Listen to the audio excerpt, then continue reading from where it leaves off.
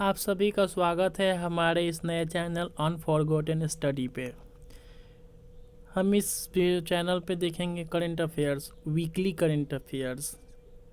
एक हफ्ते की जो भी करंट अफेयर्स होगा उसको एक बार में देखेंगे। और आप चाहे तो इस वीडियो को पूरे वीक तक देख के इसको याद कर सकते हैं। अभी ये हमारा पहला वीडियो है, इसीलिए थोड़ा बहुत गलती भी हो जाए तो थोड़ा सा माफ़ कीजिएगा। हम लोग शुरू करते हैं करंट अफेयर्स को पढ़ना और समझना। पहला दिया हुआ है कि छत्तीसगढ़ जो है मनरेगा स्कीम के तहत सबसे ज़्यादा जॉब देने वाला स्टेट बना है। आप सभी को पता है अभी पूरा नेशनल लॉकडाउन चल रहा है, हर जगह जॉब का किल्लत है। इसमें भी छत्तीसगढ़ जो है सबसे ज़्यादा जॉब दे के अपनी महारत हासिल की है। मनरेगा स्कीम के तहत सबसे ज़्यादा जॉब दिया। तो मनरेगा स्कीम चालू हुआ था 2005 में। मनरेगा का फुल फॉर्म है Mahatma Gandhi national rural employment guarantee act. ठीक है। छत्तीसगढ़ के सीएम कौन है? भूपेश बघेल, गवर्नर अनुसुईया देवी और union minister of rural development Narendra Singh Tomar. Next question पे आते हैं। शिखा शर्मा अपॉइंट हुई है गूगल पे इंडिया के एडवाइज़र। जिस तरीके से फ़ोन पे का ब्रांड एम्बेसडर आमिर खान को बनाया गया है, उसी तरीके से गूगल पे इंडिया के एडवाइज़र नियुक्त हुई है शिखा शर्मा। हालांकि दोनों में अंतर है, हम याद दिलाने के लिए बोल रहे हैं। गूगल पे का सीईओ सबको पता है सुंदर पिचाई है। थंगजम दबाली सिंह कहाँ है? मणिपुर के डॉक्टर है। इनको जापान वालों ने Order of the Rising Sun का खिताब दिया है। क्यों दिया इनको Order of the Rising Sun का खिताब? क्योंकि इन्होंने प्रमोट किया है अंडरस्टैंडिंग को इंडिया और जापान के बीच, वो भी क्या डीपिंग से गहरा अंडरस्टैंडिंग डेवलप किया। इसीलिए जापान ने Order of the Rising Sun का खिताब थंगजम दबाली सिंह को दिया है, जो कि मणिपुर के एक डॉक्टर है। जापान का कैपिटल हो गया टोक्यो, जापान का करेंसी हो गया येन, पीएम हो गए शिंजो अबे। ठीक है, आगे बढ़ते हैं। कर्नाटका विकास ग्रामीण बैंक, इसने एक लोन स्कीम लॉन्च किया हुआ है विकास अभाया स्कीम। ये स्कीम स्पेशली कोविड-19 लॉकडाउन की वजह से, क्योंकि बहुत से व्यापारियों, छोटे मोटे व्यापारी के पास पैसे की कमी है, जिसके तहत उन्होंने 1 लाख रुपए का लोन देने का सोचा है। अभी जिसको रिटर्न करना होगा 36 महीनों के अंदर, मतलब 3 साल में रिटर्न करना होगा। अच्छा, किनको देगा? जो इसके एग्जिस्टिंग कस्टमर है एमएसएमई के। एमएसएमई मतलब micro small and medium enterprises के जो बोरोवर्स है उनको दिया जाएगा ये लोन। आगे बढ़ते हैं। बोल रहे extra ordinary virtual G20 digital economic minister summit हुआ है। पहली बार ये समिट को वर्चुअली कराया गया, मतलब डिजिटली वीडियो कॉन्फ्रेंसिंग के थ्रू कराया गया। पहले इस क्वेश्चन को पूछा जाता था कि G20 समिट कहाँ हेल्ड हुआ। अब पूछेगा G20 डिजिटल इकोनॉमिक समिट को प्रेसिडेंसी किसने किया? तो किसने किया? सऊदी अरेबिया ने किया। इस G20 डिजिटल इकोनॉमिक समिट को अटेंड किसने किया? क्या हमारे पीएम जी ने किया? नरेंद्र मोदी जी ने किया? नहीं, इसको रविशंकर प्रसाद जी ने किया। जो कौन है? ये है union minister of law and justice, communication and electronics and IT. तीन डिपार्टमेंट के हेड है, ये मिनिस्ट्री के हेड है। आगे बढ़ते हैं। आगे है फीफा ने भी लॉन्च कैंपेन को स्टार्ट किया है। ये किसको ट्रिब्यूट करेगा, किसको श्रद्धांजलि दे रहा है? हेल्थ वर्कर्स को, जो भी कोविड-19 के खिलाफ फंक्शन कर रहे हैं। ऐसा कैंपेन हमारे मोदी साहब ने भी चलाया था, ताली थाली वाला। उसी तरीके से फीफा ने अपना कैंपेन लॉन्च किया है, अभियान लॉन्च किया है, वी विल विन। पढ़ लेते हैं फीफा का फुल फॉर्म क्या होता है। फीफा क्या है? फीफा है federation international D football association. ठीक है, इसके प्रेसिडेंट है गियानी इन्फेंटिनो और फीफा का हेडक्वार्टर हो गया जूरिक, स्विट्जरलैंड में। आगे बढ़ते हैं। इंटरनेशनल लेबर डे को मनाया जाता है, सबको पता है 1 मई को इंटरनेशनल लेबर डे मनाया जाता है। क्वेश्चन आ सकता है एग्जाम में, या ये भी पूछ सकते हैं इंटरनेशनल लेबर डे का हेडक्वार्टर कहाँ पे है? तो याद होना चाहिए जिनेवा, स्विट्जरलैंड में है। जिनेवा स्विट्जरलैंड में सिर्फ इंटरनेशनल लेबर डे का ऑर्गेनाइजेशन नहीं है, यहाँ पे बहुत सारे वर्ल्ड ऑर्गेनाइजेशंस मौजूद है, इसीलिए हमने सबको एक जगह लिखा ताकि आप सबको पता चले। तो जिनेवा स्विट्जरलैंड में किस किस के हेडक्वार्टर्स है, तो इंटरनेशनल लेबर ऑर्गेनाइजेशन ILO के हेडक्वार्टर है, तो पढ़ ही लिया हमने। फिर international committee of red cross के हेडक्वार्टर है, वर्ल्ड मेट्रोलॉजिकल ऑर्गेनाइजेशन के हेडक्वार्टर है, वर्ल्ड हेल्थ ऑर्गेनाइजेशन के हेडक्वार्टर है, वर्ल्ड इकोनॉमिक फोरम WEF के हेडक्वार्टर है, वर्ल्ड इंटेलेक्चुअल प्रॉपर्टी ऑर्गेनाइजेशन के हेडक्वार्टर है, वर्ल्ड ट्रेड ऑर्गेनाइजेशन के भी हेडक्वार्टर कहाँ है, जिनेवा स्विट्जरलैंड में। फिर से United nation conference on trade and development के भी हेडक्वार्टर है जिनेवा स्विट्जरलैंड में। इंटरनेशनल ऑर्गेनाइजेशन ऑफ माइग्रेशन के भी हेडक्वार्टर जिनेवा में है, जो कि कहाँ पे है, स्विट्जरलैंड में है। और एक बात मैं आपको बता दूँ, सबको पता होगा कि नहीं क्या पता, स्विस बैंक जो हम लोग सुनते हैं, इंडिया के सारे ब्लैक मनी स्विस बैंक में जमा होते हैं, तो स्विस बैंक भी स्विट्जरलैंड में है। आगे बढ़ते हैं। हेमा भारली जी, पाम का देहांत हो गया है। हेमा भारली जी इंडिया के बहुत प्रसिद्ध फ्रीडम फाइटर थी और पद्मश्री अवार्डी भी थी। हेमा भारली जी इसलिए इम्पोर्टेंट है क्योंकि इन्होंने 1951 में विनोबा भावे जी के द्वारा चलाया गया था भूदान मूवमेंट, उसको भी ज्वाइन की थी। तो हेमा भारली जी का निधन हो चुका है, अभी 24 हो चुका है। कौन थी, फ्रीडम फाइटर, एंड उनको पद्मश्री अवार्ड भी मिला था। एक और क्वेश्चन इसी के साथ आता है GI टैग, जो कि आजकल बहुत इंपॉर्टेंट चल रहा है। तो उसे देखिए, मणिपुर का ब्लैक राइस को और गोरखपुर का टेराकोटा को GI टैग मिला है। इसके ऊपर ज़्यादा कुछ करना नहीं है, बस इतना स्ट्रेट फॉरवर्ड क्वेश्चन आता है कि मणिपुर का ब्लैक राइस कहाँ का है जिसको GI टैग मिला है, तो बोला जा सकता है मणिपुर का। आगे बढ़ते हैं, इसमें सबको पता ही होगा कि रामायण जो है अभी हाईएस्ट व्यूअर एंटरटेनमेंट बन चुका है ग्लोबली। इसको एक दिन में 7.7 करोड़ लोगों ने देखा है। 16 अप्रैल को 7.7 करोड़ लोगों ने देखा है किस शो को, रामायणा को, जिसके तहत ये वर्ल्ड का हाईएस्ट व्यूअर एंटरटेनमेंट प्रोग्राम बन चुका है। तो क्वेश्चन ये नहीं आएगा एग्जाम में, क्वेश्चन आएगा एग्जाम में कि रामायण को किसने डायरेक्ट किया, किसने रिटर्न किया। तो रामायण को किसने लिखा है, रामानंद सागर ने। रामायण बना था 2003 में, उस समय उतना फेमस नहीं हो जितना फेमस ये आज हो चुका है। फिर AIIA ऑर्गेनाइज किया है आयुरक्षा प्रोग्राम, किसके साथ मिलके, दिल्ली पुलिस के साथ मिलके AIIA आयुरक्षा प्रोग्राम को ऑर्गेनाइज किया है, स्टार्ट किया है। AII कौन है, AII है all India institute of Ayurveda. ये किसके अंडर आता है, मिनिस्ट्री ऑफ आयुष के अंदर आता है। आयुष का फुल फॉर्म सबको पता होना चाहिए। आयुष के मिनिस्टर कौन है, इंडिपेंडेंट चार्ज श्रीपद यसो नायक। आयुष का फुल फॉर्म सबको पता होना चाहिए, क्या आयुर्वेदा, यूनानी, सिद्धा, ऐसे कुछ है, वो देख लेना। तो आयुष मिनिस्ट्री में आने वाले AII और दिल्ली पुलिस के साथ मिल करके आयुरक्षा प्रोग्राम को लॉन्च किया गया है, जिसका टाइटल है कोरोना से जंग दिल्ली पुलिस के संग। ओके, नेक्स्ट आते हैं। गवर्नमेंट ऑफ इंडिया इंक्रीज कर दिया है MSP, मतलब होता है minimum support price for minor forest produce ranging, इसको रख दिया है 16% से 66% के बीच, मतलब बढ़ा दिया गया है।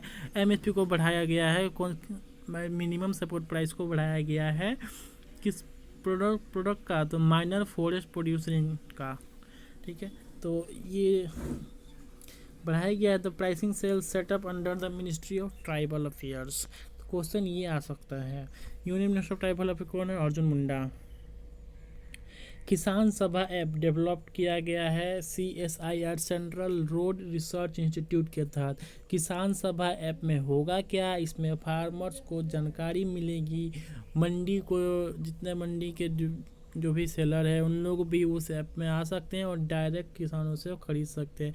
इससे किसानों का फ़ायदा होगा, वो डायरेक्ट मार्केट एक्सेस कर पाएंगे, उनको भाव पता चल सकेगा, इससे उनको प्रॉफिट मुनाफा होगा। और गवर्नमेंट भी कुछ चीज़, मतलब खेती में कैसे क्या करवाना है, क्या फसल लेना चाहिए, ये सब भी किसान सभा ऐप के थ्रू किसानों तक पहुंचाई जा सकती है। तो किसान सभा ऐप को किसने डेवलप किया है? CSIR ने। CSIR का फुल फॉर्म क्या होता है? Council of scientific industrial research, ऐसे कुछ। तो ये CSIR का बहुत सारा ब्रांच होता है छत्तीसगढ़ का अलग अलग। तो CSI का सेंट्रल ब्रांच बोला, सेंट्रल रोड रिसर्च इंस्टीट्यूट। ठीक है, CSIR CRRA। जब भी आप पढ़िएगा CSIR का नाम एक साथ नहीं होगा, CSIR का कुछ और लगा होगा जो कहीं का बताएगा कि इस जगह का ये इंस्टीट्यूट इस चीज़ को बनाया है। तो union minister of agriculture and farmers welfare कौन है? नरेंद्र सिंह तोमर। देखिए हम लोग किसी भी करंट अफेयर के साथ थोड़ा सा स्टैटिक भी लेके चलते हैं, मतलब कुछ फैक्ट भी लेके चलते हैं। एग्जाम में कोई ज़रूरी नहीं है कि जो करंट अफेयर से वही आए, कुछ भी आ सकता है, मतलब इसलिए मेरे को याद करना पड़ेगा। साथ ही अगर ये वीडियो अच्छा लग रहा होगा तो आप इसको लाइक एंड सब्सक्राइब भी कर सकते हैं। अनफॉरगेटन स्टडी। आगे बढ़ते हैं। अभी जैसे कोविड-19 कोरोना महामारी चल रहा है, पैंडमिक चल रहा है, तो इसमें बहुत सारी कंपनी बहुत कुछ लगी हुई है अपना अपना कुछ ना कुछ आविष्कार करने में, ताकि इस चीज़ से हम लोग लड़ा जा सके, जीता जा सके। उसके लिए बहुत सारे कुछ अलग अलग निकाला है। ठीक है, जैसे कि ये अतुल्य माइक्रोवेव स्टेरिलाइजर निकाला है किसने? Defence institute of advance technology Pune ने। ठीक है, defence institute of advance technology Pune ने माइक्रोवेव स्टेरिलाइजर निकाला जिसका नाम रखा है अतुल्य। ये माइक्रोवेव स्टेरिलाइजर क्या करेगा? डिसइंटीग्रेट करेगा कोविड-19 वायरस को 30 से 60 सेकंड के अंतर्गत। अब हर जगह तो आदमी पानी नहीं फेंक सकता, ठीक है, रासायनिक पदार्थों का छिड़काव नहीं कर सकता, तो वहाँ पे ये माइक्रोवेव स्टेरिलाइजर काम आएगा। उसी तरीके से DRDO ने भी बहुत कुछ अपडेट किया, आगे देखते हैं। आते हैं, वर्ल्ड ट्यूना डे मनाया जाता है 2 मई को। वर्ल्ड ट्यूना डे क्यों मनाया जाता है? लोगों में जागरूकता फैलाई जा सके ट्यूना फिश के बारे में, इसलिए वर्ल्ड ट्यूना डे 2 मई को मनाया जाता है। सबको पता है 3 मई को वर्ल्ड प्रेस फ्रीडम डे मनाया जाता है। एग्जाम में ये नहीं आ सकेगा, एग्जाम में आएगा वर्ल्ड प्रेस फ्रीडम डे का थीम क्या था? तो इसका थीम रखा गया जर्नलिज्म विदाउट फियर और फेवर।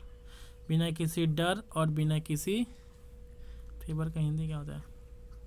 जो भी होता है, बिना किसी डर और निष्पक्ष, ठीक है, डर और निष्पक्ष के साथ जर्नलिज्म क्या करना चाहिए, इसका थीम है 3 मई का वर्ल्ड प्रेस फ्रीडम डे का। UN के सेक्रेटरी जनरल कौन है? एंटोनियो गुटेरेस है। ठीक है, और इससे एक इम्पोर्टेंट फैक्ट ये होता है कि वर्ल्ड प्रेस इंडेक्स में इंडिया का रैंकिंग क्या है 2020 में। तो इस बार इंडिया का रैंकिंग और ख़राब हो गया है, 142 हो चुका है। सॉरी, यहाँ पे इंडिया का स्पेलिंग गलत हो गया है मेरे से। वर्ल्ड प्रेस फ्रीडम इंडेक्स में नॉर्वे का रैंकिंग क्या है? तो नॉर्वे टॉप पे रहा है और इंडिया का रैंक 142। आगे बढ़ते हैं। ये बेनीजा रूपानी एक इंडियन ओरिजिन गर्ल है जिनका नाम है बेनीजा रूपानी। ठीक है, नासा में एक हुआ था name the contest, name the rover contest हुआ था। नासा वाला भी क्या कर रहे हैं, मार्स पे अपना एक हेलीकॉप्टर, मतलब हेलीकॉप्टर नहीं, रॉकेट ही भेजेंगे। जैसे इंडिया का तरफ से किया था अभी चंद्रमा पर लैंडर विक्रमादित्य और प्रयाग, ऐसे कुछ था। तो उसी तरीके से नासा वाले भी मार्स के ऊपर भेज रहे हैं। तो उसके लिए उन्होंने नाम रखने के लिए एक नेम द रोवर कॉन्टेस्ट रखा, जिसमें बेनीजा रूपानी जो है इन्होंने अपना ऐसे सबमिट किया था और इसको नासा वालों ने एक्सेप्ट किया, उनको अच्छा लगा। तो उन्होंने कौन सा नाम सजेस्ट किया था बेनीजा रूपानी जी ने? इंजेन्यूटी। ठीक है, तो बेनीजा रूपानी नेम्ड की है नासा का फर्स्ट मार्स हेलीकॉप्टर को, जिसका नाम रखी गया है इंजेन्यूटी। अब नासा के चेयरमैन कौन है? जिम ब्रिनस्टाइन। नासा का हेडक्वार्टर कहाँ है? Washington DC। अब जब नासा का अंतरिक्ष का बारे में बात कर लिया तो हम लोग अपने इंडिया के बारे में भी थोड़ा जान लेते हैं। तो इंडिया का स्पेस एजेंसी है इसरो। इसरो का फुल फॉर्म होता है Indian Space Research Organisation. ISRO के चेयरमैन कौन है? के सिवन। इसरो का हेडक्वार्टर कहाँ है? बेंगलुरु। आगे बढ़ते हैं। RV स्मिथ जिनका देहांत हो गया है, ये कौन थे? एमिनेंट हिस्टोरियन थे और ऑथर थे। ठीक है, तो ये बहुत बड़े हिस्टोरियन और एक ऑथर थे RV स्मिथ। का पूरा नाम है रोनाल्ड बिबिन स्मिथ। इनका देहांत हो चुका है। ये इम्पोर्टेंट है, इसलिए भी इम्पोर्टेंट है क्योंकि बहुत सारे डजन्स ऑफ बुक्स लिखे हैं, जिसमें मोस्ट इम्पोर्टेंट बुक हो गया जैसे Delhi unknown tales of city and Delhi that no one knows. कौन कौन सा बुक इम्पोर्टेंट है? Delhi unknown tales of a city and the Delhi that no one knows. ठीक है ना। कौन? आर.बी. स्मिथ कौन है? एमिनेंट हिस्टोरियन एंड ऑथर थे। आगे बढ़ते हैं। National e commerce market place Bharat market को जल्द ही लॉन्च किया जाएगा CAIT के द्वारा। CAIT का फुल फॉर्म है confederation of all India traders. ठीक है, तो confederation of all India traders एक Bharat market e commerce market place setup करने जा रही है। इसका नाम रखा जाएगा भारत मार्केट। ये क्या करेगा? जितने भी रिटेल ट्रेडर्स है पूरा भारत में सबको इसमें कनेक्ट करेगा। 95% तक रिटेल ट्रेडर्स को इस प्लेटफॉर्म पे आ जाएंगे, अनुमान है। आगे बढ़ते हैं। अपने स्टेट के सभी लोगों को टोटल फ्री इंश्योरेंस देने वाला स्टेट है भारत का महाराष्ट्र। महाराष्ट्र जो ऑफर कर रहा है free insurance cover premium to its people. अच्छा, ये किस योजना, किस स्कीम के तहत ये फ्री इंश्योरेंस दे रहा है? तो ये कोई नया स्कीम नहीं बनाया है, पहले से एक स्कीम चल रहा था, महात्मा ज्योतिबा फुले जन आरोग्य योजना। इसके तहत ही क्या करेगा, उसी में जोड़, पहले इस योजना में 85% लोगों को इंश्योरेंस मिल रहा था, पूरा का पूरा 100% लोगों को इंश्योरेंस मिलेगा और भी पूरा फ्री, इसका प्रीमियम भी। तो जान लेते हैं महाराष्ट्र का CM कौन है? उद्धव ठाकरे जी है। महाराष्ट्र का गवर्नर कौन है? भगत सिंह कोश्यारी है। आगे बढ़ते हैं।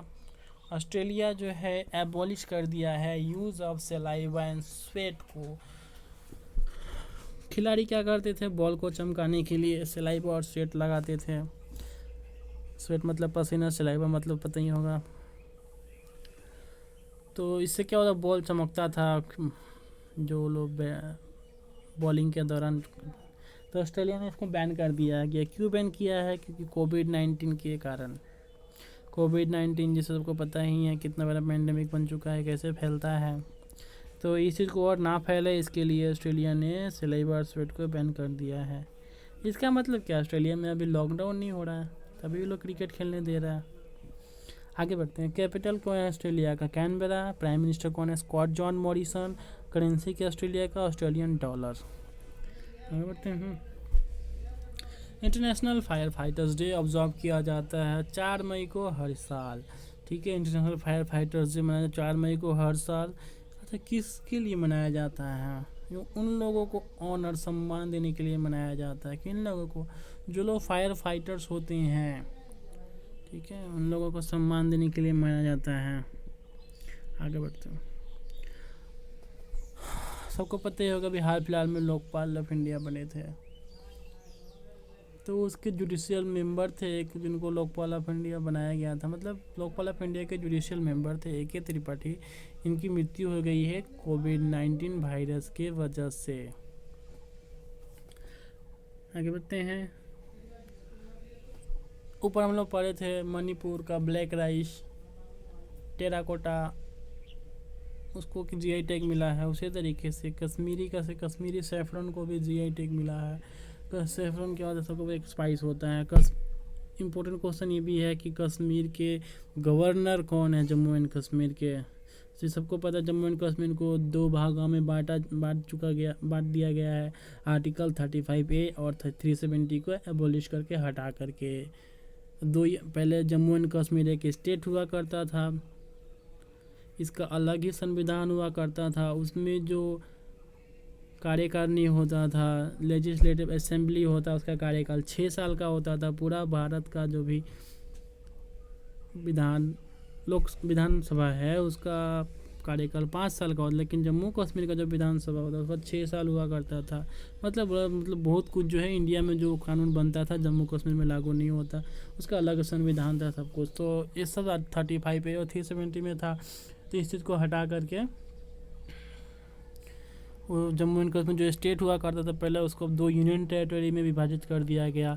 तो दोनों के अलग अलग को हेड बनाया गया है। सबको पता है यूनियन टेरिटरी में क्या होता है? गवर्नर्स होते हैं। तो जम्मू एंड कश्मीर के गवर्नर्स, लेफ्टिनेंट गवर्नर्स किसको अपॉइंट किया गया? गिरीश चंद्र मुर्मू को। और दूसरा यूनियन टेरिटरीज क्या है? लद्दाख है। आप सब कमेंट करके बताइएगा लद्दाख का गवर्नर किसको बनाया गया है। इसी के तहत हमारे स्टेट पहले 29 हुआ करते तो 28 हो गए हैं, और यूनियन टेरिटरी 7 हुआ करती थी, अब 9 हो गई। आगे बढ़ते हैं। HDFC बैंक के द्वारा हम हार नहीं मानेंगे सॉन्ग को रिलीज किया गया है।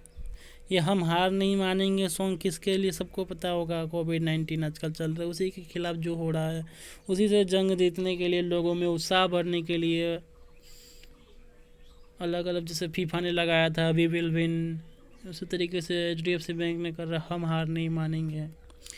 तो एग्ज़ाम में ये आ सकता है हम हार नहीं मानेंगे कि कम गाया किसने है, कंपोज किसने किया है।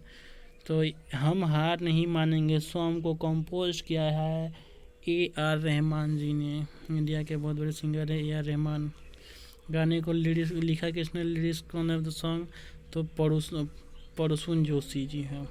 अच्छा, इसी का था HDFC बैंक ने क्या अनाउंस किया है, तो बोला इस हम हार नहीं मानेंगे जो सॉन्ग है इसको जितना बार शेयर किया जाएगा सोशल मीडिया पे, ये उतना 500 का नोट PM केयर फंड में डोनेट करेंगे। मतलब 1 शेयर पे 500 रुपये, 2 शेयर पे 1000 रुपये, इस तरीके से। PM केयर फंड किसके लिए है सबको पता ही होगा, कोविड-19। अच्छा, पहले तो थोड़ा सा फैक्ट, HDFC बैंक का हेडक्वार्टर कहाँ पे है, मुंबई महाराष्ट्र में। HDFC बैंक के मैनेजिंग MD कौन है, मैनेजिंग डायरेक्टर आदित्य पुरी। उसके बाद गवर्नमेंट ऑफ इंडिया ने अपना मार्केट प्लेस पे तो सारस कलेक्शन को लॉन्च किया है। ठीक है, Saras collection launch on market place. अच्छा, इसको किसने लॉन्च किया है, union minister for rural development and Panchayati Raj और agriculture and farmers welfare Narendra Singh Tomar ji ने। ये जो है द सारस कलेक्शन ये करेगा कि एक इनिशिएटिव है, तो इसका प्रोवाइड ऑब्जेक्ट है सेल्फ हेल्प ग्रुप को बढ़ावा देना। आगे बढ़ते हैं। 2020 में रसिया ने सोचा है कि अपना पहला सैटेलाइट डालेगा जिसपे आर्कटिक के मॉनिटर किया जाता है। आर्कटिक ओशन को मॉनिटर करने के लिए, आर्कटिक का क्लाइमेट कैसे उसको जानने के लिए रसिया जो अपना पहला सैटेलाइट लॉन्च करेगा 2020 में। इसका नाम क्या रखेगा, इसका नाम होगा आर्कटिका M इसका नाम होगा। रसिया के द्वारा जो पहला सैटेलाइट रखा जाएगा आर्कटिक क्लाइमेट को मॉनिटर करने के लिए, उसका नाम रखा गया आर्कटिका M। रसिया के प्रेसिडेंट हो गए व्लादिमीर पुतिन जी, और रसिया का capital Moscow, currency rouble. Himachal Pradesh government to start मुख्यमंत्री शहरी रोजगार गारंटी योजना। हिमाचल प्रदेश का जो कैबिनेट है उसने डिसाइड किया है मुख्यमंत्री शहरी रोजगार गारंटी योजना को, ये जो कि 120 दिन का होता था, एश्योर्ड एम्प्लॉयमेंट दिया जाता था, वो प्रोवाइड किया किसको, people living in urban areas, जो लोग शहरी क्षेत्र में रहते हैं उनको भी ये मुख्यमंत्री शहरी रोजगार गारंटी योजना का लाभ दिया जाएगा। क्योंकि इसके कोरोना वायरस के कारण से इकोनॉमी को धक्का लगा है, इसको रिवाइव करने के लिए, इकोनॉमी को हील करने के लिए रोजगार तो देना पड़ेगा, क्योंकि अभी रोजगार ख़त्म है। तो रोजगार देने, अभी तो जब ये लॉकडाउन ख़त्म होगा तब पता चलेगा कितने लोगों की तो नौकरी जा चुकी है। इस तरीके से हिमाचल प्रदेश कैबिनेट ने डिसाइड किया है कि इसके तहत अर्बन एरिया में भी रहने वालों को जॉब दिया जाएगा। आगे बढ़ते हैं। Indian journalist wins Pulitzer prize in future photography. Pulitzer prize जो हाईएस्ट, पुलित्जर पे आ गया, हाईएस्ट ऑनर है यूनाइटेड स्टेट्स बेस्ड जर्नलिस्ट के लिए। तो इस जो पुलित्जर प्राइज को इंडिया के 3 जर्नलिस्ट ने इस प्राइज़ को जीता है। उन जर्नलिस्ट का नाम है दार यासीन, मुख्तार खान और चन्नी आनंद। तो किस कैटेगरी में प्राइज़ को जीता है, तो फीचर फोटोग्राफी कैटेगरी में 2020 का पुलित्जर प्राइज़ जीता है। उसके बाद आते हैं, कंपनी है एक एमियो नाम की कंपनी जिसने वीडियो KYC इंगेजमेंट प्लेटफॉर्म बनाया बैंकिंग सेक्टर्स के लिए। अब KYC को करने के लिए फिजिकल डॉक्यूमेंट देने का ज़रूरत नहीं है, वीडियो कुछ KYC है, इसके द्वारा भी KYC को नॉर्म्स को पूरा किया जा सकता है। तो कौन सा कंपनी, एमियो। चलो इसी के साथ ही इस वीडियो को हम समाप्त करते हैं। इस मई के फर्स्ट वीक में टोटल 60 इम्पोर्टेंट करंट अफेयर्स बने हैं, जिसमें कि 30 हो गया। वीडियो लंबा ना हो जाए इसके लिए इसको 2 पार्ट में बनाया जाएगा। अब नेक्स्ट पार्ट इसका आएगा पार्ट 2, जिसमें बाकी का 30 क्वेश्चंस होंगे। आप लोग इस वीडियो को सिर्फ एक बार देख ले, एक दिन बाद फिर इसको दोबारा देख ले, मतलब पूरा वीक अगर देखते रहें, कभी फास्ट फॉरवर्ड वे में देख ले, तो आपको करंट अफेयर्स में अच्छा मार्क्स लाने की गारंटी मेरा होगा। इस वीडियो का PDF भी मैं डिस्क्रिप्शन बॉक्स में डाल दूंगा, जिससे आप वीडियो को बार बार वीडियो नहीं भी देखे तो चलेगा, PDF निकाल के पढ़ सकें। सारे करंट अफेयर्स इम्पोर्टेंट है, मैंने अच्छे से बहुत मेहनत से लिखा है। धन्यवाद।